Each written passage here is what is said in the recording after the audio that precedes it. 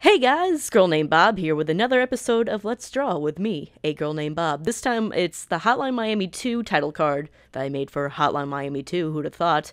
I made the helmet on its own because it was the lag from Camtasia. I tried doing it, recording it at the same time, but it just wasn't working. The shapes were... I was not getting good circular shapes, which is something that you need for that helmet. But yes, a lot of you have been asking what brush sets I use, and honestly, I just use the default 13, round brush that uses shape dynamics and smoothing. And then it's just the pressure point used on my Wacom. So when you're drawing fast like I do, and using thick lines, which the 13 brush I use, all the title cards are at 72 DPI. They're not print quality, they're just, internet quality, which is good enough, which is, because I can't really, a lot of you have also asked me if I would sell these title cards. I don't really want to with the titles included because those are not my designs. Those are actually a part of the game designs. I mean, I could possibly do some Bob, a couple of the title cards without the titles in them and just sell them as Bob and the characters. But yes, for the thick lines I go real fast, and I use a big canvas, so this is only at 50% of the total image, what you're seeing right now. And the cards get scaled down to 13 inches wide, so usually I do at least 30 inches wide, so this is what you get. But yeah, so it's in high def for the computer, but for considering my illustrations, I usually do those at 250 DPI, not the full 300, because they're still huge. I mean, it eats up a lot of information when you start using a 20 pixel brush at that point. But yeah, so I did the helmet before because it was also freezing again. Apparently I have the luck of just doing these cards whenever it's like 5 degrees outside and I'm in a basement and my hands are just going bananas, which is why in some of these, if you see me like messing around with, the arm design or the neckline or even the breasts, it's because I can't get the circles down right because I'm just freezing my ass off, and it takes a bit more work than you would think. And since this isn't a vector program, where you can just shape everything, it is all just either one single swoop, or I go back sometimes for details to add on, like with just detailing, but I still use the same thickness.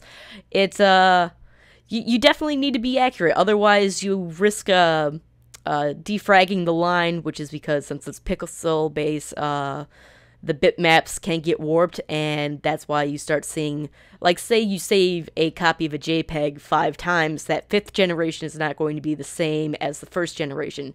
Same thing works when you're using a Photoshop, file. The more times you manipulate or shrink or enlarge anything which is pixel based, the more likely it is to get distorted, and you don't want that. So that is one of the reasons why I love using thick lines, not just because I really love using thick lines for the design, is that you have a bit more of a freedom to actually quote unquote sculpt them if need be. You can always, because they don't, since they're bigger, you have more to work with. Just like it's easier to start off with more instead of trying to add on later, because you can't really notice if something gets distorted too much when it's a big, thick black line compared to really thin, detailed lines.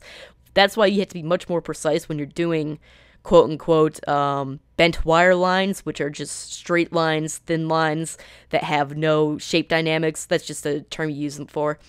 Compared to when I do the shaping, I do like to use smoothing for the curves at the end, so it's it's just the style that I like to do. But, that's just how it works. I'm going into tangents now while I watch myself work on this skull. That skull was a pain in the ass. You'd think that since it was 50%, I would zoom in or zoom out. Nah, it's fine. I'll just do it at the 50%. And the eye, actually, for once, did not give me any problems. They actually went along much smoother than possible. It was probably another day, and it was probably warmer outside, which meant it was warmer in the dungeon that I work in most of the time. But, yeah, in the drawing, you'll actually notice In the sketch, I have not just the busted helmet for Bob, but also some rips and tears on the arms and the vest, and her hair's a bit more disheveled on the side where it looks like she took damage. Later on, I choose not to add those rips and details to the clothing because I felt like it would distract a bit more. Also, I was on a time crunch and I tried just doing blood instead of tearing. And it was just, as long as I highlighted where the eye was, which was the main part where it looks like, yeah, to fit with the game aesthetics, is that she's, in the game, you start going crazy. The game's all about whether or not you're actually hallucinating these lunatics or not, telling you what to do. So in the sequel, it gets a lot darker. And the eye, I wanted that to be busted out. But, the clothing's being ripped and torn. Since it was so close to the play button, I decided to edit it out. Also, it was just, time restraint. It made more sense. And so, yeah, whenever you're doing a title card, you always have to think of how it's going to work with the medium you're using it for. And since this is YouTube and the play button's always in the center and you want everything else to get highlighted the most important, sometimes you have to take out those kind of details. But now we're moving on to a section where some of you have also been asking not just my brush size, but how I actually ink. And you've been saying that you can't really tell when it goes by too fast because everything up to this point was set at 2,500% the normal speed. This is only at 300 the normal speed, so 3 times as fast as how it would have happened in real life. So what I do is I use a lot of layers because I am the most paranoid son of a bitch you can imagine. I had the fun of using Photoshop 5 and Photoshop 7 when I was growing up, which meant if you guys ever didn't use those magical programs, they would crash a lot. So I got into the habit of not just making a lot of layers, but a lot of save files, which is why the final save file of this title card was number 30. So there were 30 different variations of this title card in different works of progress as it was made. It's just how I work. That's just how I am.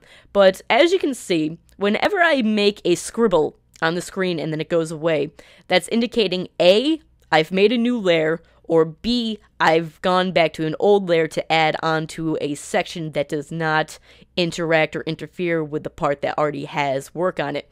The reason you do that is because if you don't already establish that you're working on a layer, in Photoshop, especially in CS4, which is what I'm using, it'll take you back to the layer that you just wore, which means you can accidentally draw on an area you don't want to, and then when you go to erase the lines, which I do, which is like the underskeletons, or the undersketches, then you lose, you do work twice, and it's a pain in the ass to do. So always make sure that you're working on the right layer. And when I'm working, I do use the command to go backwards pretty fast, and so sometimes it'll mess Photoshop up and put me onto the last layer I was at instead of the layer that I want to be on.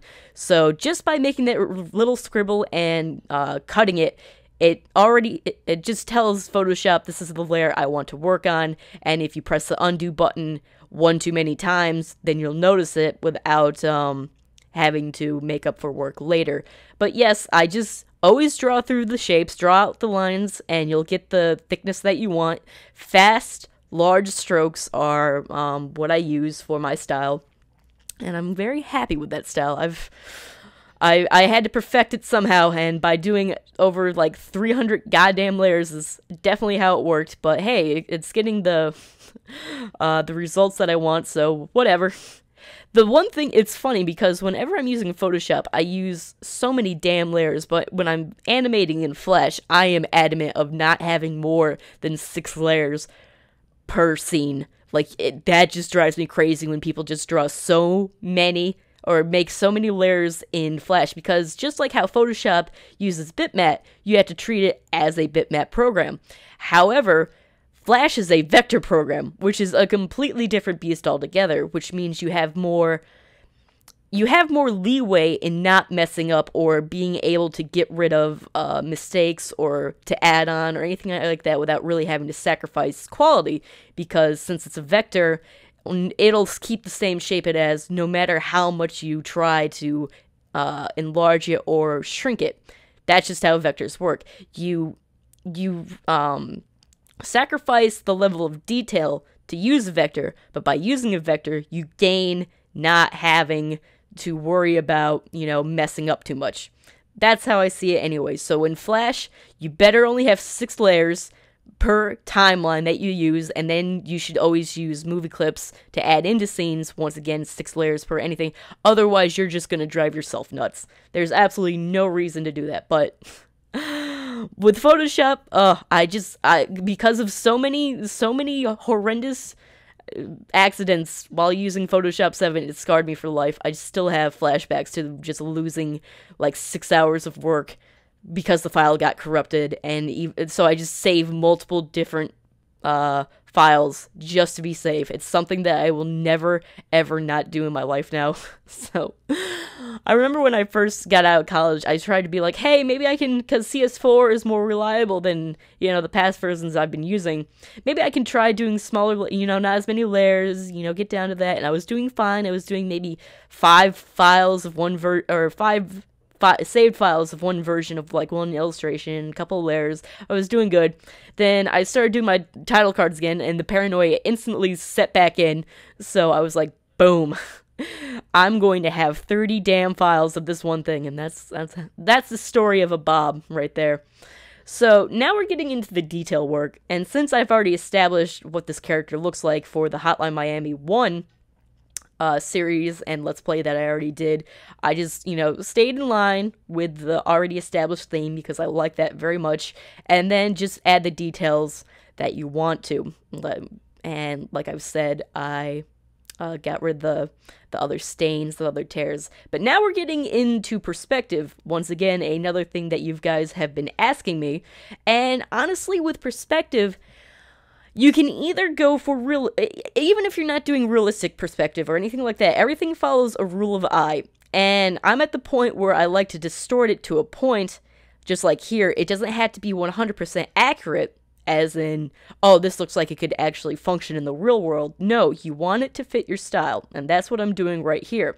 I start bending the rules of how you're supposed to do it because all I did was copy the already established curve.